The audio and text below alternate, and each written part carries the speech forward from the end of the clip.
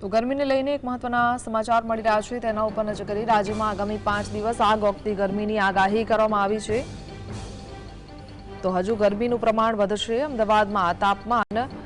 43 ડિગ્રીને પાર જઈ શકે છે ઉત્તર ગુજરાત સૌરાષ્ટ્ર અને કચ્છમાં 3 દિવસ યલો એલર્ટ આપવામાં આવ્યું છે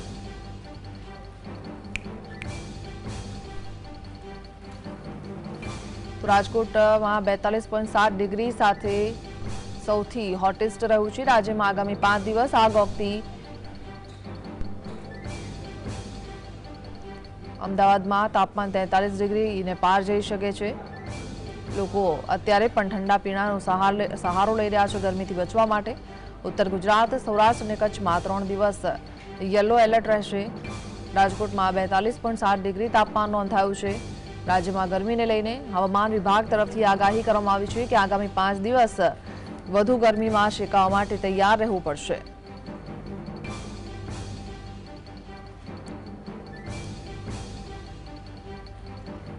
તો અત્યારે પણ લોકો ગરમીથી હેરાન પરેશાન છે જેના કારણે લોકો ઠંડા પીણાનો સહારો લઈ રહ્યા છે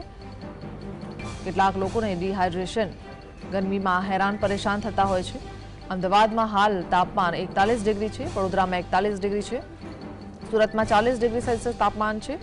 તો અમરેલીમાં 41 ડિગ્રી સેલ્સિયસ તાપમાન છે જૂનાગઢમાં 40 ડિગ્રી સેલ્સિયસ તાપમાન નોંધાયું છે રાજકોટમાં પણ 40 ડિગ્રી સેલ્સિયસ તાપમાન નોંધાયું છે જામનગરમાં 35 ડિગ્રી સેલ્સિયસ તાપમાન નોંધાયું છે તો ગાંધીધામમાં 41 ડિગ્રી સેલ્સિયસ રાપરમાં 42 ડિગ્રી સેલ્સિયસ તાપમાન નોંધાયું છે